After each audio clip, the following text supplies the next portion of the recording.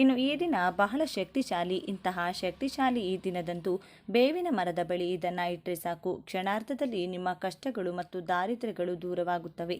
ನಿಮ್ಮ ಅದೃಷ್ಟ ಬದಲಾಗಿ ಲಕ್ಷಗಳಲ್ಲ ಕೋಟಿಗಳು ಬಂದು ಬೀಳುತ್ತವೆ. ತೊಟ್ಟಿದ್ದೆಲ್ಲ ಚಿನ್ನದಂತೆ ಆಗುತ್ತದೆ. ಅಷ್ಟು ಶಕ್ತಿಶಾಲಿಯಾಗಿ ಈ ಪರಿಹಾರವು ಕೆಲಸ ಮಾಡುತ್ತದೆ. ಈ ಪರಿಹಾರವನ್ನು ಕೆಲವು ನಿಯಮಗಳೊಂದಿಗೆ ಮಾಡಬೇಕಾಗುತ್ತದೆ. ಈ ಚಿಕ್ಕ ಪರಿಹಾರವನ್ನು ಮಾಡಿದರೆ 2 ನಿಮಿಷಗಳಲ್ಲಿ ನಿಮ್ಮ ದಾರಿದ್ರ್ಯವೆಲ್ಲ ಹೋಗಿ ಲಕ್ಷಗಳಲ್ಲ ಕೋಟಿಗಳು ಬಂದು ಬೀಳುತ್ತವೆ. ಇನ್ನು ನಿಮಗೆ ಕೊರತೆ ಇರುವುದಿಲ್ಲ, ಅಪ್ರತಿಮ ರಾಜಯೋಗ ಬರುತ್ತದೆ. ಹಾಗಾದರೆ ಈ ದಿನ ಬೇವಿನ ಮರದ ಬುಡದಲ್ಲಿ ಏನು ಮಾಡಬೇಕು ಎಂಬುದನ್ನು ಈಗ ನಾವು ಈ ವಿಡಿಯೋದಲ್ಲಿ ವಿವರವಾಗಿ ತಿಳಿದುಕೊಳ್ಳೋಣ. ಅದಕ್ಕೂ ಮುಂಚೆ ನೀವಿನ್ನೂ ಚಾನಲ್ಗೆ ಸಬ್ಸ್ಕ್ರೈಬ್ ಆಗಿಲ್ಲ ಅಂದರೆ ಈಗಲೇ ಸಬ್ಸ್ಕ್ರೈಬ್ ಆಗಿ, ಹಾಗೆ ವಿಡಿಯೋಗೆ ಲೈಕ್ ಮಾಡಿ, ವಿಡಿಯೋ ಸ್ಕಿಪ್ ಮಾಡದೆ ಕೊನೆ ತನಕ ನೋಡಿ. ಎಲ್ಲರೂ ಭಕ್ತಿಯಿಂದ ಓಂ ಶ್ರೀ ಮಹಾಲಕ್ಷ್ಮಿ ನಮಃ ಅಂತ ಕಮೆಂಟ್ ಮಾಡಿ. ಈ ದಿನ ಬೇವಿನ ಮರದ ಬಳಿ ನೀವು ಇದನ್ನು ಒಂದನ್ನು ಹಾಕೋದ್ರಿಂದ ನಿಮ್ಮ ಜೀವನದಲ್ಲಿರುವ ದೋಷಗಳು, ಸಮಸ್ಯೆಗಳು, ಅಷ್ಟದರಿದ್ರಗಳು ಎಲ್ಲವೂ ದೂರವಾಗಿ ಆ ಲಕ್ಷ್ಮೀ ದೇವಿಯ ಅನುಗ್ರಹದಿಂದ ಅಷ್ಟೈಶ್ವರ್ಯಗಳು ಖಂಡಿತ ಸಿದ್ಧಿಸುತ್ತವೆ. ಮನುಷ್ಯರಾದ ಮೇಲೆ ಎಲ್ಲರೂ ಒಂದೊಂದು ಸಮಸ್ಯೆಯಿಂದ ಬಳಲುತ್ತಿರುತ್ತೇವೆ. ಪ್ರತಿ ಮನೆಗೂ ಒಂದು ಸಮಸ್ಯೆ, ಪ್ರತಿ ಮನುಷ್ಯನಿಗೂ ಒಂದು ಸಮಸ್ಯೆ ಇರುತ್ತದೆ. ಕೆಲವರು ಹೊರಗೆ ಹೇಳಿಕೊಳ್ತಾರೆ, ಕೆಲವರು ಹೇಳಿಕೊಳ್ಳುವುದಿಲ್ಲ. ಏಕೆಂದರೆ ಹೇಳಿಕೊಳ್ಳಲಾಗದ ಕೆಲವು ಸಮಸ್ಯೆಗಳು ಇರುತ್ತವೆ. ಬೇವಿನ ಮರವು ಬಹಳ ಶಕ್ತಿಶಾಲಿಯಾದ ಬೇವಿನ ಮರವು ದೇವತಾ ವೃಕ್ಷವೇ ಆಗಿದೆ. ಬೇವಿನ ಮರಕ್ಕೆ ಅತೀಂದ್ರಿಯ ಶಕ್ತಿಗಳು ಕೂಡ ಹೆಚ್ಚು. ಬೇವಿನ ಮರವನ್ನು ಲಕ್ಷ್ಮೀ ದೇವಿಯ ಸ್ವರೂಪವೆಂದು ಕೂಡ ಭಾವಿಸುತ್ತಾರೆ. ಅಂದರೆ ಅಮ್ಮನವರು ಹಾಗೂ ಸೀತಾದೇವಿಯು ಕೂಡ ಈ ಮರದಲ್ಲಿ ನೆಲೆಸಿರುತ್ತಾರೆ. ಅಷ್ಟು ಶಕ್ತಿಶಾಲಿಯಾದ ಬೇವಿನ ಮರವಾದ್ದರಿಂದ ಬೇವಿನ ಮರದ ಹತ್ತಿರ ಈ ಪರಿಹಾರವನ್ನು ಮಾಡಿದರೆ ಖಂಡಿತವಾಗಿಯೂ ಕೆಲವು ನಿಮಿಷಗಳಲ್ಲಿಯೇ ನಿಮ್ಮ ಕೆಟ್ಟದ್ದನ್ನು ತೆಗೆದುಹಾಕುತ್ತದೆ. ಈ ದಿನ ಕಪ್ಪು ಬಣ್ಣದ ಬಟ್ಟೆಗಳನ್ನು ಯಾವುದೇ ಪರಿಸ್ಥಿತಿಯಲ್ಲಿಯೂ ಧರಿಸಬಾರದು. ಅಷ್ಟೇ ಅಲ್ಲ, ಈ ದಿನ ಮಾಂಸಾಹಾರವನ್ನು ಯಾವುದೇ ಕಾರಣಕ್ಕೂ ಇಡಬಾರದು ಅಥವಾ ತಿನ್ನಬಾರದು. ಮೊಟ್ಟೆ ಸೇರಿದಂತೆ ಯಾವುದನ್ನು ತಿನ್ನಬಾರದು. ಮೊಟ್ಟೆಯು ಮಾಂಸಾಹಾರಕ್ಕೆ ಸಮಾನ. ಅದೇ ರೀತಿ ಈ ದಿನ ಯಾರಿಗೂ ಸಾಲ ಕೊಡಬಾರದು. ಅದೇ ರೀತಿ ಸಾಲ ತೆಗೆದುಕೊಳ್ಳುವಂಥ ಕೆಲಸಗಳನ್ನು ಮಾಡಬಾರದು. ಈ ದಿನ ಎಂದು ಕೊಟ್ಟ ಸಾಲಗಳು ಅಥವಾ ಮಾಡಿದ ಸಾಲಗಳು ಎಂದಿಗೂ ತೀರುವುದಿಲ್ಲ. ಅಷ್ಟೇ ಅಲ್ಲ, ಅದೇ ರೀತಿ ಈ ದಿನ ಅಡುಗೆ ಎಣ್ಣೆ ಮತ್ತು ಒಣಮೆಣಸಿನಕಾಯಿಗಳನ್ನು ಮನೆಗೆ ತರಬಾರದು. ಈ ವಸ್ತುಗಳನ್ನು ಖರೀದಿಸಿ ಮನೆಗೆ ತಂದರೆ ಅನಗತ್ಯ ತೊಂದರೆಗಳು ಬರುತ್ತವೆ. ಅದೇ ರೀತಿ ಕಡ್ಡಾಯವಾಗಿ ಬೇವಿನ ಮರದ ಪರಿಹಾರವನ್ನು ಮಾಡಿ ನಿಮ್ಮ ಮನೆಯ ಹತ್ತಿರ ಇರುವ ಬೇವಿನ ಮರ ಅಥವಾ ಸ್ವಲ್ಪ ದೂರದಲ್ಲಿರುವ ಬೇವಿನ ಮರದ ಬಳಿಗೆ ಹೋಗಿ ಪರಿಹಾರವನ್ನು ಮಾಡಿಕೊಳ್ಳಿ. ಬೇವಿನ ಮರದ ಹಸಿರು ಅದು ನೀಡುವ ಆರೋಗ್ಯ ಮತ್ತು ತಂಪಾದ ಗಾಳಿಯನ್ನು ಯಾವುದೇ ಫ್ಯಾನ್ಗಳು, ಕೂಲರ್ಗಳು ಅಥವಾ ಎಸಿಗಳು ನಮಗೆ ನೀಡಲು ಸಾಧ್ಯವಿಲ್ಲ.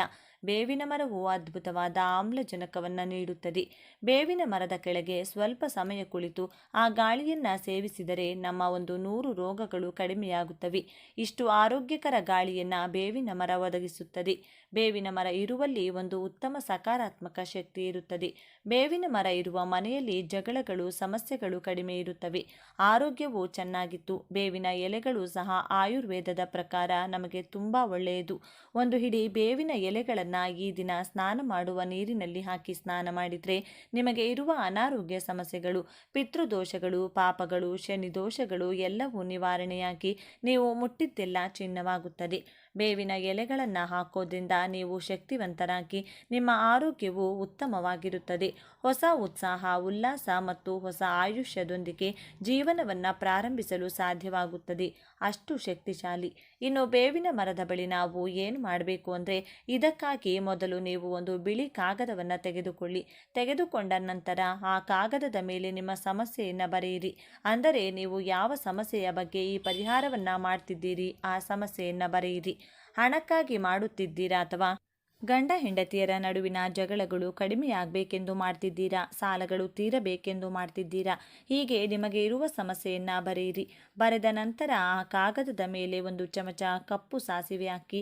ಈ ಕಪ್ಪು ಸಾಸಿವೆ ತುಂಬ ಶಕ್ತಿಶಾಲಿಯಾಗಿರೋದ್ರಿಂದ 1 ಚಮಚ ಕಪ್ಪು ಸಾಸಿವೆ ಹಾಗೆ 1 ಚಮಚ ಕಲ್ಲುಪ್ಪು ಹಾಕಿ. ನಂತರ ಕುಂಕುಮ ಕೆಂಪು ಬಣ್ಣದಲ್ಲಿರುವುದರಿಂದ ಈ ಅಮಾವಾಸ್ಯೆಯ ದಿನ ಕೆಟ್ಟ ದೃಷ್ಟಿಯನ್ನು ತೆಗೆದುಹಾಕಲು ಇದು ತುಂಬ ಉಪಯುಕ್ತವಾಗಿದೆ. ಇವುಗಳ ಜೊತೆಗೆ ಒಣಮೆಣಸಿನಕಾಯಿಗಳನ್ನು ಹಾಕಿ. 4 ಒಣಮೆಣಸಿನಕಾಯಿಗಳು ಸಾಕು. ಆ ಮೆಣಸಿನಕಾಯಿಗಳನ್ನು ಸಹ ಆ ಕಾಗದದಲ್ಲಿ ಹಾಕಿ. ನಮ್ಮ ಪೂರ್ವಿಕರು ಮೊದಲು ಉಪ್ಪು, ಒಣಮೆಣಸಿನಕಾಯಿಗಳಿಂದ ದೃಷ್ಟಿ ತೆಗೆಯುತ್ತಿದ್ದರು. ಮಕ್ಕಳಿಗೆ ಜ್ವರ ಇತ್ಯಾದಿ ಬಂದಾಗ ದೃಷ್ಟಿ ತೆಗೆಯುತ್ತಿದ್ದರು. ದೃಷ್ಟಿ ತೆಗೆದರೆ ಆ ಜ್ವರಗಳು ತಕ್ಷಣ ಕಡಿಮೆಯಾಗುತ್ತಿದ್ದವು. ಆದ್ದರಿಂದ ಅಷ್ಟು ಶಕ್ತಿಶಾಲಿ ಕೆಂಪು ಮೆಣಸಿನಕಾಯಿಗಳು. ಇವು ಕೂಡ ಕೆಂಪು ಬಣ್ಣದಲ್ಲಿರುತ್ತವೆ. ಕೆಟ್ಟದ್ದನ್ನು ಚೆನ್ನಾಗಿ ತೆಗೆದುಹಾಕುತ್ತವೆ. ಹೀಗೆ ಈ ಕಾಗದದ ಮೇಲೆ ಸಮಸ್ಯೆಯನ್ನು ಬರೆದು 1 ಚಮಚ ಸಾಸಿವೆ, 1 ಚಮಚ ಕಲ್ಲುಪ್ಪು, ಚಿಟಿಕೆ ಕುಂಕುಮ, 4 ಒಣಮೆಣಸಿನಕಾಯಿಗಳು ಇವೆಲ್ಲವನ್ನು ಆ ಕಾಗದದಲ್ಲಿ ಹಾಕಿ ಆ ಕಾಗದದ ಮೇಲೆ ನಿಮ್ಮ ಸಮಸ್ಯೆಯನ್ನು ಕೆಂಪು ಬಣ್ಣದ ಸ್ಕೆಚ್ ಪೆನ್ನಿಂದ ಬರೆಯಬೇಕು. ನೆನಪಿಡಿ, ಕೆಂಪು ಬಣ್ಣದ ಸ್ಕೆಚ್ ಪೆನ್ನಿಂದ ನಿಮ್ಮ ಸಮಸ್ಯೆಯನ್ನು ಬರೆದು ಒಟ್ಟು 5 ವಸ್ತುಗಳನ್ನು ಹಾಕಿ, ಅಂದರೆ ಕಪ್ಪು ಸಾಸಿವೆ, ಕಲ್ಲುಪ್ಪು, ಚಿಟಿಕೆ ಕುಂಕುಮ, 4 ಒಣಮೆಣಸಿನಕಾಯಿಗಳು ಈ 5 ವಸ್ತುಗಳನ್ನು ಆ ಕಾಗದದಲ್ಲಿ ಹಾಕಿದ ನಂತರ ಚಿಕ್ಕ ಮೂಟೆ ಕಟ್ಟಿ, ಆ ನಂತರ ಈ ಚಿಕ್ಕ ಮೂಟೆಯನ್ನು ತೆಗೆದುಕೊಂಡು ನೀವು ಬೇವಿನ ಮರದ ಬಳಿಗೆ ಹೋಗಬೇಕು. ನೀವು ಸಂಧ್ಯಾ ಸಮಯದಲ್ಲಿ, ಅಂದರೆ ಸುಮಾರು 4 ಗಂಟೆಯಿಂದ 6 ಗಂಟೆಯ ನಡುವೆ ಹೋಗಬೇಕು. ನೀವು ಬೇವಿನ ಮರದ ಹತ್ತಿರ ಹೋಗಿ ಆ ಚಿಕ್ಕ ಮೂಟೆಯನ್ನು ಕೈಯಲ್ಲಿ ಹಿಡಿದುಕೊಂಡು ನಿಮ್ಮ ಸಂಕಲ್ಪವನ್ನು ಹೇಳಿಕೊಳ್ಬೇಕು. ನಿಮಗಿರುವಂಥ ಕೆಟ್ಟದ್ದು ಹೋಗಬೇಕು, ಬಾಧೆಗಳು ದೂರವಾಗಬೇಕೆಂದು ಹೇಳಿ, ಬೇವಿನ ಮರವು ಅಮ್ಮನವರ ಸ್ವರೂಪವಾಗಿರುವುದರಿಂದ ಆ ತಾಯಿಗೆ ಹೇಳಿಕೊಂಡು ಮರದ ಸುತ್ತಲೂ ಬಲದಿಂದ ಎಡಕ್ಕೆ 3 ಬಾರಿ, ಎಡದಿಂದ ಬಲಕ್ಕೆ 3 ಬಾರಿ ಆ ಚಿಕ್ಕ ಮೂಟೆಯನ್ನು ನಿಮ್ಮ ತಲೆಯ ಸುತ್ತ ತಿರುಗಿಸಿಕೊಂಡು ಆ ಬೇವಿನ ಮರದ ಹತ್ತಿರ ಆ ಚಿಕ್ಕ ಮೂಟೆಯನ್ನು ಹಾಕಿ ಹಿಂದಿರುಗಿ ನೋಡದೆ ನೀವು ಮನೆಗೆ ಹೋಗಬೇಕು. ಸಂಜೆ 4 ಗಂಟೆ ಸಮಯದಿಂದ 6 ಗಂಟೆಯ ಸಮಯದವರೆಗೆ ಈ ಪರಿಹಾರವನ್ನು ಮಾಡಿಕೊಳ್ಳಿ. ನಿಮಗೆ ಉತ್ತಮ ಫಲಗಳು ದೊರೆಯುತ್ತವೆ. ಈ ದಿನ ಸಂಜೆ 4 ಗಂಟೆಗೆ ಈ ಪರಿಹಾರವನ್ನು ಮಾಡಿ ಮನೆಯಲ್ಲಿರುವ ಬೇವಿನ ಮರದ ಬಳಿ ಈ ಪರಿಹಾರವನ್ನು ಮಾಡಬಾರ್ದು. ಹೊರಗಿರುವ ಮರದ ಬಳಿ ಮಾತ್ರ ಪರಿಹಾರವನ್ನು ಮಾಡಬೇಕು. ಅದೇ ರೀತಿ ದೇವಸ್ಥಾನದ ಒಳಗಿರುವ ಮರದ ಬಳಿಯೂ ಈ ಪರಿಹಾರವನ್ನು ಮಾಡಬಾರ್ದು. ದೇವಸ್ಥಾನದ ಹೊರಗೆ ಇರಬೇಕು, ರಸ್ತೆಯ ಬದಿಯಲ್ಲಿರಬೇಕು, ಮನೆಯ ಹೊರಗೆ ಇರಬೇಕು. ಆ ಮರದ ಬಳಿ ಈ ಪರಿಹಾರವನ್ನು ಮಾಡಬೇಕು. ಆ ಚಿಕ್ಕ ಮೂಟೆಯನ್ನು ಮರದ ಬಳಿ ಹಾಕುವ ಮೊದಲು ಬೇವಿನ ಮರವನ್ನು ಸ್ಪರ್ಶಿಸಿ ನಮಸ್ಕರಿಸಿ, ನಿಮಗೆ ಸಾಧ್ಯವಾದರೆ ಆ ಬೇವಿನ ಮರಕ್ಕೆ 1 ಚೊಂಬು ನೀರನ್ನು ಹಾಕಿ ಆ ಬೇವಿನ ಮರದ ಸುತ್ತ ಪ್ರದಕ್ಷಿಣೆಗಳನ್ನು ಮಾಡಿ, ಆ ನಂತರ ಚೆನ್ನಾಗಿ ನಿಮ್ಮ ಸಂಕಲ್ಪ ಹೇಳಿಕೊಂಡು ಈ ಚಿಕ್ಕ ಮೂಟೆಯನ್ನು ನಿಮ್ಮ ತಲೆಯ ಸುತ್ತ ಬಲದಿಂದ ಎಡಕ್ಕೆ 3 ಬಾರಿ, ಎಡದಿಂದ ಬಲಕ್ಕೆ 3 ಬಾರಿ ತಿರುಗಿಸಿ ಆ ಬೇವಿನ ಮರದ ಬುಡದಲ್ಲಿ ಹಾಕಿ ಹಿಂದಿರುಗಿ ನೋಡದೆ ಮನೆಗೆ ಹೋಗಿ. ಇದರಲ್ಲಿ ಹಾಕಿರುವ ಪ್ರತಿಯೊಂದು ಕೂಡ ಬಹಳ ಶಕ್ತಿಶಾಲಿಯಾಗಿದೆ. ಸಾಸಿವೆ ದೃಷ್ಟಿ ತೆಗೆದುಹಾಕುತ್ತದೆ, ಕಪ್ಪು ಬಣ್ಣದಲ್ಲಿರುತ್ತವೆ. ಕಪ್ಪು ಕೂಡಲೇ ಕೆಟ್ಟದ್ದನ್ನು ತೆಗೆದುಹಾಕುತ್ತದೆ. ಬಹಳ ಶಕ್ತಿಶಾಲಿ ಸಾಸಿವೆ ನಮಗೆ ಚಿಕ್ಕದಾಗಿರುತ್ತದೆ. ಅದೇ ರೀತಿ ಕಲ್ಲುಪ್ಪು ಕೂಡ ದೃಷ್ಟಿ ತೆಗೆಯಲು ಮತ್ತು ದೋಷವನ್ನು ನಿವಾರಿಸಲು ಬಹಳ ಉಪಯುಕ್ತವಾಗಿದೆ. ಸಾಲದ ಸಮಸ್ಯೆಗಳನ್ನು, ಆರ್ಥಿಕ ಸಮಸ್ಯೆಗಳನ್ನು ನಿವಾರಿಸುತ್ತದೆ. ಕುಂಕುಮ ಮಂಗಳಕರವಾದದ್ದು, ಶುಭಕರವಾದದ್ದು. ಇನ್ನು ಅನೇಕ ಮೆಣಸಿನಕಾಯಿಗಳು ಬಹಳ ಖಾರವನ್ನು ಹೊಂದಿರುತ್ತವೆ. ಅದೇ ರೀತಿ ನಮಗಿರುವಂತಹ ಕಠಿಣ ಸಮಸ್ಯೆಗಳನ್ನು, ಖಾರವಾದ ಸಮಸ್ಯೆಯನ್ನಾದರೂ ಒಣಮೆಣಸಿನಕಾಯಿಗಳು ಕ್ಷಣಗಳಲ್ಲಿ ನಿವಾರಿಸುತ್ತವೆ. ಆದ್ದರಿಂದ ಇವುಗಳನ್ನು ಕಟ್ಟಿ ಹಾಗೆ ದೃಷ್ಟಿ ತೆಗೆದು ಬೇವಿನ ಮರದ ಬಳಿ ಹಾಕಿ ಮನೆಗೆ ಪ್ರವೇಶಿಸುವಾಗ ಮರೆಯದೆ ಕಾಲು ಕೈಗಳನ್ನು ಸ್ವಚ್ಛವಾಗಿ ತೊಳೆದುಕೊಂಡು ಹೋಗಿ. ಇನ್ನೂ ಸಾಧ್ಯವಾದರೆ ಸ್ನಾನ ಮಾಡಿ. ಹೀಗೆ ಮಾಡಿ ನೋಡಿ, ನೀವು ಮನೆಗೆ ಹೋಗುವಷ್ಟರಲ್ಲಿ ಒಂದು ಉತ್ತಮ ಸಕಾರಾತ್ಮಕ ಮನಸ್ಥಿತಿ ಬರುತ್ತದೆ. ನಿಮ್ಮ ಮನಸ್ಸು ಸಂಪೂರ್ಣವಾಗಿ ವಿಶ್ರಾಂತಿ ಪಡೆಯುತ್ತದೆ. ನಿಮಗೆ ಹಣಕಾಸಿನ ವಿಷಯದಲ್ಲಿ ಹಣ ಕೈಗೆ ಸಿಗುವುದು ಮತ್ತು ತುಂಬ ಶಾಂತವಾಗಿರುವುದನ್ನು ನೋಡಿ ನೀವೇ ಆಶ್ಚರ್ಯಪಡುತ್ತೀರಿ. ಹಣಕಾಸಿನ ಸಮಸ್ಯೆಗಳು ದೂರವಾಗುವುದು, ಮನೆಯ ಅನುಕೂಲಕರವಾಗಿ ಬದಲಾಗುವುದು, ಕೆಟ್ಟ ದೃಷ್ಟಿ ದೂರವಾಗುವುದು. ಈ ಪರಿಹಾರವು ಬಹಳ ಶಕ್ತಿಶಾಲಿಯಾಗಿ ನಿಮ್ಮ ಹಣೆ ಬರಹವನ್ನೇ ಬದಲಾಯಿಸುತ್ತದೆ. ಈ ಅಮಾವಾಸ್ಯೆ ಬಹಳ ಶಕ್ತಿಶಾಲಿಯಾಗಿರುವುದರಿಂದ ಖಂಡಿತವಾಗಿಯೂ ಇದನ್ನು ಮಾಡಿಕೊಳ್ಳಿ. ಈ ಪರಿಹಾರವು ಅದ್ಭುತವಾಗಿ ಕೆಲಸ ಮಾಡುತ್ತದೆ. ಇದನ್ನು ಮಹಿಳೆಯರು ಮಾಡಬಹುದು, ಪುರುಷರು ಮಾಡಬಹುದು, ಯಾವುದೇ ತೊಂದರೆ ಇಲ್ಲ. ಚೆನ್ನಾಗಿ ಹೀಗೆ ಮಾಡಿಕೊಂಡು ನಿಮಗಿರುವ ಪ್ರತಿಯೊಂದು ಸಮಸ್ಯೆಯಿಂದಲೂ ಹೊರಬನ್ನಿ. ಹೀಗೆ ಮಾಡ್ತಿದ್ದೇವೆ ಎಂದು ಯಾರಿಗೂ ಹೇಳಬಾರದು. ಹೇಳಿದರೆ ನಮ್ಮ ಮಾತಿನ ರೂಪದಲ್ಲಿ ಅದಕ್ಕಿರುವ ಶಕ್ತಿ ಎಲ್ಲವೂ ಹೋಗುತ್ತದೆ. ಆದ್ದರಿಂದ ಇದನ್ನು ರಹಸ್ಯವಾಗಿ ಮಾಡಬೇಕಾದ ಪರಿಹಾರ ಇದು. ಆದ್ದರಿಂದ ನೀವು ಕೂಡ ಈ ಶಕ್ತಿಶಾಲಿ ಈ ದಿನದಂದು ಬೇವಿನ ಮರದ ಬಳಿ ನೀಡಿದ ಸುಲಭ ಪರಿಹಾರವನ್ನು ಮಾಡಿ ನಿಮ್ಮ ಕಷ್ಟಗಳನ್ನು, ದಾರಿದ್ರ್ಯವನ್ನು ನಿವಾರಿಸಿಕೊಂಡು ಆನಂದವಾಗಿ ಬದುಕಿ. ಓಕೆ ಸ್ನೇಹಿತರೆ, ಈ ಮಾಹಿತಿ ನಿಮಗೆ ಇಷ್ಟವಾದರೆ ಈ ವಿಡಿಯೋನ ಪ್ರತಿಯೊಬ್ಬರಿಗೂ ಕೂಡ ಶೇರ್ ಮಾಡಿ. ನಮ್ಮ ಚಾನಲ್ಗೆ ಸಬ್ಸ್ಕ್ರೈಬ್ ಆಗಿ. ಎಲ್ಲರೂ ಭಕ್ತಿಯಿಂದ ಓಂ ಶ್ರೀ ಶನೇಶ್ವರ ನಮಃ ಅಂತ ಕಮೆಂಟ್ ಮಾಡಿ. 2026 ಮೇ 1ರಂದು ವಿಶೇಷ ಶಕ್ತಿಶಾಲಿ ಬುದ್ಧ ಹುಣ್ಣಿಮೆ ಬಂದಿದೆ. ನಮ್ಮ ಜೀವನದಲ್ಲಿ ಅದೃಷ್ಟ ಎಂಬುದು ಕೇವಲ ನಮ್ಮ ಕರ್ಮಗಳ ಮೇಲೆ ಮಾತ್ರವಲ್ಲ, ನಮ್ಮ ಮನೆಯಲ್ಲಿ ಹರಿಯುವ ಶಕ್ತಿಯ ಪ್ರವಾಹದ ಮೇಲೂ ಕೂಡ ಅವಲಂಬಿತವಾಗಿರುತ್ತದೆ ಎಂಬುದು ನಿಮಗೆ ತಿಳಿದಿದೆಯೇ? ಎಷ್ಟೇ ಪೂಜೆ ಮಾಡಿದರೂ ಎಷ್ಟು ಕಷ್ಟಪಟ್ಟರೂ ಫಲ ಸಿಗುತ್ತಿಲ್ಲ ಎಂದರೆ ನಮ್ಮ ಸುತ್ತಮುತ್ತಲಿನ ಯಾವುದೋ ಒಂದು ಅದೃಶ್ಯ ನಕಾರಾತ್ಮಕ ಶಕ್ತಿ ನಮ್ಮ ಪ್ರಗತಿಯನ್ನು ತಡೆಯುತ್ತಿದೆ ಎಂದರ್ಥ. ಇಂದು ನಾವು ಈ ಅದ್ಭುತ ಕಥೆಯ ರೂಪದಲ್ಲಿ ಅದೃಷ್ಟ ನಿಮ್ಮ ಮನೆಯನ್ನ ಬಿಟ್ಟು ಹೋಗದಂತೆ ಕೇವಲ ಒಂದು ಲೋಟ ನೀರಿನಿಂದ ರಾತ್ರಿ ವೇಳೆ ಮಾಡಬೇಕಾದ ಆ ರಹಸ್ಯ ಪರಿಹಾರವೇನು, ಅದರ ಹಿಂದಿರುವ ಆಧ್ಯಾತ್ಮಿಕ ಸತ್ಯವೇನು ಎಂಬುದನ್ನು ವಿವರವಾಗಿ ತಿಳಿಯೋಣ. ಈ ಒಂದು ಸಣ್ಣ ಬದಲಾವಣೆ ನಿಮ್ಮ ಜೀವನದಲ್ಲಿ ಧನ ಪ್ರವಾಹವನ್ನು ಹೇಗೆ ಹರಿಸುತ್ತದೆ ಎಂಬುದು ಈ ಕತೆ ಕೇಳಿದರೆ ನಿಮಗೆ ಅರ್ಥವಾಗುತ್ತದೆ. ಹಾಗಾಗಿ ವಿಡಿಯೋ ಸ್ಕಿಪ್ ಮಾಡದೆ ಕೊನೆವರೆಗೂ ನೋಡಿ. ಮೊದಲು ಓಂ ಶ್ರೀ ಮಹಾಲಕ್ಷ್ಮಿಯೇ ನಮಃ ಎಂದು ಕಮೆಂಟ್ ಮಾಡಿ, ವಿಡಿಯೋಗೆ ಒಂದು ಲೈಕ್ ಕೊಟ್ಟು ನಮ್ಮ ಚಾನಲ್ನ ಸಬ್ಸ್ಕ್ರೈಬ್ ಮಾಡ್ಕೊಳ್ಳಿ. ಹಿಂದೆ ಸಿದ್ದಾಪುರ ಎಂಬ ಹಳ್ಳಿ ಇತ್ತು. ಹಸಿರು ಗದ್ದೆಗಳು, ಪ್ರಶಾಂತವಾದ ವಾತಾವರಣವಿದ್ದರೂ ಆ ಊರಿನ ಕೊನೆಯಲ್ಲಿರುವ ಸೋಮಶೇಖರ ಮನೆಯಲ್ಲಿ ಮಾತ್ರ ನಿರಂತರವಾಗಿ ಯಾವುದೋ ಒಂದು ಅಶಾಂತಿ. ಸೋಮಶೇಖರ ಒಂದು ಕಾಲದಲ್ಲಿ ಆ ಊರಿನಲ್ಲೇ ಹೆಸರುವಾಸಿಯಾದ ವ್ಯಾಪಾರಿ, ಧರ್ಮಬದ್ಧವಾಗಿ ಬದುಕುತ್ತಿದ್ದವನು. ಆದರೆ ಕಳೆದ 2 ವರ್ಷಗಳಿಂದ ಕಾಲ ಅವನಿಗೆ ಕೈಕೊಟ್ಟಿತ್ತು. ಮಾಡಿದ ಕೆಲಸವೆಲ್ಲ ಅರ್ಧಕ್ಕೆ ನಿಲ್ಲುವುದು, ಸಾಲದ ಹೊರೆ ಹೆಚ್ಚಾಗುವುದು, ಮನೆಯಲ್ಲಿ ಒಬ್ಬರಾದ ಮೇಲೆ ಒಬ್ಬರಿಗೆ ಅನಾರೋಗ್ಯ, ಇವು ಅವನನ್ನ ಕಂಗೆಡಿಸಿದ್ದವು. ಅವನ ಪತ್ನಿ ಲಕ್ಷ್ಮಿ ನಿರಂತರವಾಗಿ ದೈವ ಚಿಂತನೆಯಲ್ಲಿ ತೊಡಗಿದ್ದರು. ಅವರ ಮನೆಯ ಹೊಸ್ತಿಲನ್ನು ದಾರಿದ್ರ್ಯ ಬಿಟ್ಟು ಹೋಗುತ್ತಿರಲಿಲ್ಲ. ಒಂದು ದಿನ ಆಕಾಶದಲ್ಲಿ ಮೋಡ ಕವಿದು ಗಾಳಿಯಲ್ಲಿ ಒಂದು ರೀತಿಯ ಭಾರವಾದ ಅನುಭವವಾಗುತ್ತಿತ್ತು. ಸೋಮಶೇಖರ ಮನೆಯ ವರಾಂಡದಲ್ಲಿ ಕುಳಿತು ಶೂನ್ಯವನ್ನು ನೋಡುತ್ತಾ, ನಾನೇನು ತಪ್ಪು ಮಾಡಿದೆ, ಎಲ್ಲರಿಗೂ ಒಳ್ಳೆಯದನ್ನೇ ಬಯಸುವ ನನಗೆ ಈ ಶಿಕ್ಷೆ ಏಕೆ ಎಂದು ಕಣ್ಣೀರು ಹಾಕುತ್ತಿದ್ದ. ಸರಿಯಾಗಿ ಅದೇ ಸಮಯದಲ್ಲಿ ಒಬ್ಬ ತೇಜಸ್ವಿ ವೃದ್ಧೆ ಆ ಬೀದಿಯಲ್ಲಿ ನಡೆದು ಬಂದಳು. ಅವಳ ಮುಖದಲ್ಲಿ ದಿವ್ಯ ಕಾಂತಿ, ಕಷಾಯ ವಸ್ತ್ರ, ಕೈಯಲ್ಲೊಂದು ದಂಡ. ಅವಳು ಸೋಮಶೇಖರನ ಮನೆಯ ಮುಂದೆ ನಿಂತು ಅವನನ್ನು ತೀಕ್ಷ್ಣವಾಗಿ ನೋಡಿದಳು. ಸೋಮಶೇಖರ ಎದ್ದು ನಿಂತು, ಅಮ್ಮ, ಈ ಮಧ್ಯರಾತ್ರಿಯಲ್ಲಿ ಯಾರನ್ನು ಹುಡುಕುತ್ತಿದ್ದೀರಿ? ನಿಮಗೆ ಏನಾದರೂ ಬೇಕೆ ಎಂದು ಮರ್ಯಾದೆಯಿಂದ ಕೇಳಿದನು. ಆ ವೃದ್ಧೆ ಮಂದಹಾಸ ಬೀರುತ್ತಾ, ನಾಯಕನೇ, ನಾನು ಹಸಿವಿನಿಂದ ಇಲ್ಲಿಗೆ ಬರಲಿಲ್ಲ. ನಿನ್ನ ಮನೆಯ ಸುತ್ತ ಆವರಿಸಿರುವ ಕತ್ತಲೆಯನ್ನ ಕಂಡು ನಿಂತೆ. ಎಲ್ಲಿ ಬೆಳಕು ಇರಬೇಕು ಅಲ್ಲಿ ಕತ್ತಲೆ ತುಂಬಿಕೊಂಡ್ರೆ ಲಕ್ಷ್ಮೀದೇವಿ ಒಳಗೆ ಬರಲು ಹೇಗೆ ಸಾಧ್ಯ ಎಂದು ಗಂಭೀರವಾಗಿ ನುಡಿದಳು. ಸೋಮಶೇಖರನಿಗೆ ಆಶ್ಚರ್ಯವಾಯಿತು. ತನ್ನ ಕಷ್ಟಗಳನ್ನು ಹೇಳದೆಯೇ ಆಕೆ ಗುರುತಿಸಿದ್ದಾಳೆ ಎಂದು ಅವನಿಗೆ ಅರ್ಥವಾಯಿತು.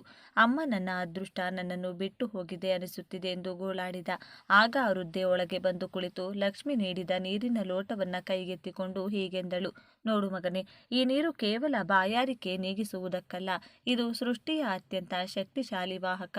ಪಂಚಭೂತಗಳಲ್ಲಿ ನೀರು ಮಾತ್ರ ತನ್ನೊಳಗೆ ಶಕ್ತಿಯನ್ನು ಬೇಗನೆ ಗ್ರಹಿಸಬಲ್ಲದು. ನಿಮ್ಮ ಮನೆಯಲ್ಲಿ ಅದೃಷ್ಟ ನಿಲ್ಲದೇ ಇರಲು ಕಾರಣ ಮನೆಯ ಮೂಲೆಗಳಲ್ಲಿ ಶೇಖರಣೆಯಾಗಿರುವ ನಕಾರಾತ್ಮಕ ಆಲೋಚನೆಗಳು ಮತ್ತು ದೃಷ್ಟಿದೋಷಗಳು. ಎಲ್ಲಿ ಶಕ್ತಿ ಪ್ರವಾಹ ನಿಲ್ಲುತ್ತದೆಯೋ ಅಲ್ಲಿ ದಾರಿದ್ರ್ಯ ಬಂದು ನೆಲೆಸುತ್ತದೆ. ಅವಳು ಆ ರಹಸ್ಯವನ್ನ ವಿವರಿಸಿದಳು.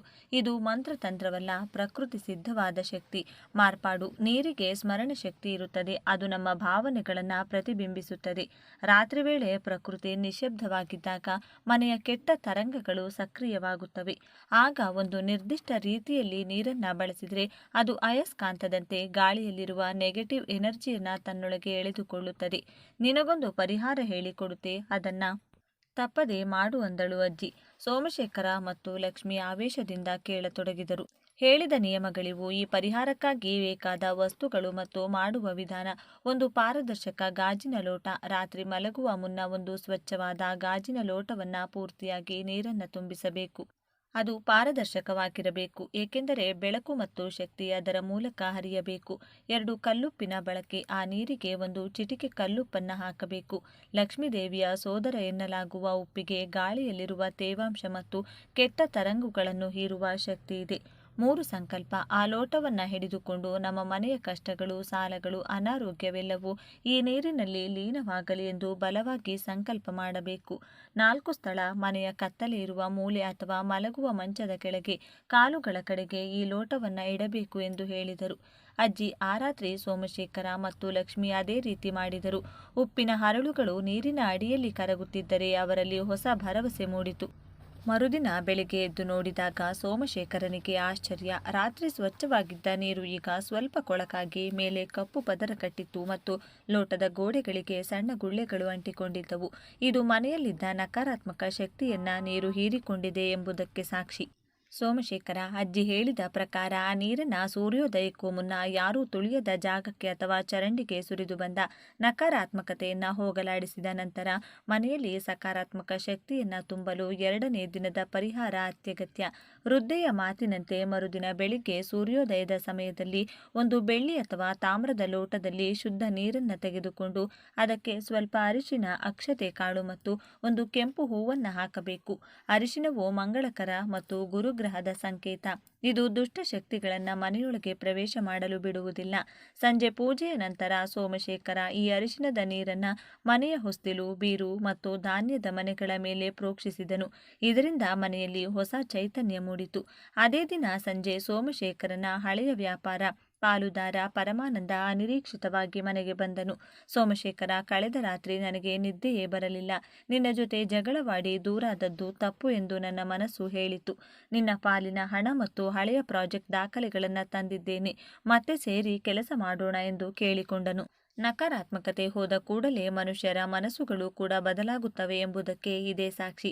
ಸೋಮಶೇಖರನ ಪ್ರಗತಿಯನ್ನ ಕಂಡು ಆ ಊರಿನ ಮತ್ತೊಬ್ಬ ವ್ಯಾಪಾರಿ ರಾಘವ ಮತ್ತು ಸಾಹುಕಾರ ಧನಂಜಯ ಕೂಡ ಈ ರಹಸ್ಯವನ್ನ ಕೇಳಿದರು. ರಾಘವನ ಮನೆಯಲ್ಲಿ ಸದಾ ಗಲಾಟೆಗಳಾಗುತ್ತಿದ್ದವು. ಧನಂಜಯನಿಗೆ ಎಷ್ಟೇ ಹಣವಿದ್ದರೂ ಮನಸ್ಸಿಗೆ ಶಾಂತಿ ಇರಲಿಲ್ಲ. ಸೋಮಶೇಖರ ಅವರಿಗೂ ಈ ಜಲ ಪರಿಹಾರವನ್ನ ತಿಳಿಸಿಕೊಟ್ಟನು. ರಾಘವ ಇದನ್ನು ಮಾಡಿದಾಗ ಅವನ ಮನೆಯ ಜಗಳಗಳು ನಿಂತವು. ಧನಂಜಯ ಇದನ್ನ ಮಾಡಿದಾಗ ಅವನಿಗೆ ಶಾಂತಿ ಸಿಕ್ಕಿತು. ಮಾತ್ರವಲ್ಲದೆ ತನ್ನ ಸಂಪತ್ತನ್ನ ಸಮಾಜದ ಒಳ್ಳೆಯದಕ್ಕೆ ಬಳಸುವ ಆಲೋಚನೆ ಬಂದಿತ್ತು. ಗ್ರಾಮದ ಜನರು ಸೋಮಶೇಖರನ ಮನೆಯ ಕಾಂತಿಯನ್ನು ಕಂಡು ಅಚ್ಚರಿಪಟ್ಟರು. ಸೋಮಶೇಖರ ಎಲ್ಲರಿಗೂ ಈ ಜಲ ರಹಸ್ಯವನ್ನ ತಿಳಿಸಿದನು. ಹಳ್ಳಿಯ ಪ್ರತಿಯೊಬ್ಬರೂ ಇದನ್ನ ಆಚರಿಸತೊಡಗಿದ್ದರಿಂದ ಗ್ರಾಮದಲ್ಲಿ ಅನಾರೋಗ್ಯ ಮತ್ತು ಕಲಹಗಳು ಕಡಿಮೆಯಾದವು. ಒಂದು ದಿನ ಊರಿನಲ್ಲಿ ಒಂದು ದಿವ್ಯ ಕಾಂತಿ ಕಾಣಿಸಿಕೊಂಡಿತು. ಅದು ಊರಿನ ಕೊನೆಯಲ್ಲಿರುವ ಶಿಥಿಲಗೊಂಡಿದ್ದ ಶಿವನ ದೇವಾಲಯದಿಂದ ಬರುತ್ತಿತ್ತು. ಸೋಮಶೇಖರ, ರಾಘವ ಮತ್ತು ಧನಂಜಯ ಸೇರಿ ಆ ದೇವಾಲಯವನ್ನು ಸ್ವಚ್ಛಗೊಳಿಸಿದರು. ಅಲ್ಲಿನ ಪವಿತ್ರ ಕೋನೇರಿನ ನೀರು ಕೂಡ ಈ ಗಾಜಿನ ಲೋಟದ ನೀರಿನಷ್ಟೇ ಶುದ್ಧವಾಗಿತ್ತು. ಆ ದೇವಾಲಯದ ಅರ್ಚಕರು ಸೋಮಶೇಖರನಿಗೆ ವಿವರಿಸಿದರು. ನೀರು ಎಂಬುದು ಜ್ಞಾನದ ವಾಹಕ. ಶಿವನ ಶಿರದಿಂದ ಗಂಗೆ ಹರಿಯುವುದು ನಮ್ಮ ಅಂತರಂಗದ ಶುದ್ಧಿಗಾಗಿ. ಧನಂಜಯ ತನ್ನ ಸಂಪತ್ತನ್ನು ದೇವಾಲಯದ ಅಭಿವೃದ್ಧಿಗೆ ಮತ್ತು ಬಡಮಕ್ಕಳ ವಿದ್ಯಾಭ್ಯಾಸಕ್ಕೆ ಮೀಸಲಿಟ್ಟನು. ಸೋಮಶೇಖರ ಹೇಳುವಂತೆ ಈ ಪರಿಹಾರವನ್ನ ಪ್ರತಿದಿನ ಮಾಡಬೇಕು ಅಥವಾ ವಾರಕ್ಕೆ 1 ಸಲನಾದರೂ ತಪ್ಪದೇ ಮಾಡಬೇಕು. ನೀರು ಎಷ್ಟು ಸ್ವಚ್ಛವಾಗಿ ಬೆಳಿಗ್ಗೆ ಕಾಣಿಸುತ್ತದೋ ಆಗಲೇ ನಿಮ್ಮ ಮನೆಯಲ್ಲಿ ನಕಾರಾತ್ಮಕತೆ ಇಲ್ಲ ಎಂದು ಅರ್ಥ. ಬೆಳಿಗ್ಗೆ ನೀರು ನೋಡುವಾಗ ಅದು ಕೊಳಕಾಗಿ ಕಾಣಿಸಿದರೆ ಇನ್ನೂ ನಕಾರಾತ್ಮಕತೆ ಉಳಿದಿದೆ ಎಂದು ಅರ್ಥ. ಈ ಪರಿಹಾರವನ್ನ ಅಮಾವಾಸ್ಯೆ ಮತ್ತು ಹುಣ್ಣಿಮೆ ಎಂದು ತಪ್ಪದೆ ಮಾಡಬೇಕು. ಆ ಸಮಯದಲ್ಲಿ ಇದರ ಶಕ್ತಿ 1000 ಪಟ್ಟು ಹೆಚ್ಚಿರುತ್ತದೆ. ಅಮಾವಾಸ್ಯೆಯ ಸಮಯದಲ್ಲಿ ನಕಾರಾತ್ಮಕ ಶಕ್ತಿಗಳು ಹೆಚ್ಚಾಗಿರುವುದರಿಂದ ಈ ನೀರು ಅದನ್ನು ಎಳೆದುಕೊಳ್ಳಲು ಸಹಾಯ ಮಾಡುತ್ತದೆ. ಅದೇ ರೀತಿ ಚಂದ್ರನು ನೀರಿನ ಅಧಿಪತಿ. ಹುಣ್ಣಿಮೆಯ ದಿನದಂದು ಚಂದಿರನ ಬೆಳಕು ಬೀಳುವ ಕಡೆ 1 ಲೋಟ ನೀರನ್ನ ಇಟ್ಟು ಅದರಲ್ಲಿ ಒಂದು ಬೆಳ್ಳಿಯ ನಾಣ್ಯ ಅಥವಾ ಬಿಳಿ ಹೂ ಹಾಕಿದರೆ ಆ ನೀರು ಅಮೃತವಾಗುತ್ತದೆ. ಮರುದಿನ ಆ ನೀರು ಇಡೀ ಮನೆಗೆ ಪ್ರೋಕ್ಷಣೆ ಮಾಡಿದರೆ ಅಷ್ಟೈಶ್ವರ್ಯಗಳು ಪ್ರಾಪ್ತಿಯಾಗುತ್ತವೆ. ಅಲ್ಲದೆ ಅದೃಷ್ಟ ಬಂದಾಗ ಅಹಂಕಾರ ಪಡಬಾರದು, ಸದಾ ಕೃತಜ್ಞತೆಯಿಂದ ಇರಬೇಕು ಎಂಬುದು ಆ ವೃದ್ಧೆಯ ಎಚ್ಚರಿಕೆಯಾಗಿತ್ತು. ಸಿದ್ದಾಪುರ ಗ್ರಾಮ ಈಗ ಆಧ್ಯಾತ್ಮಿಕವಾಗಿ ಬದಲಾಗಿದೆ. ಪ್ರತಿಯೊಬ್ಬರೂ ಈ ಜಲ ಪರಿಹಾರದಿಂದ ಸುಖವಾಗಿದ್ದಾರೆ.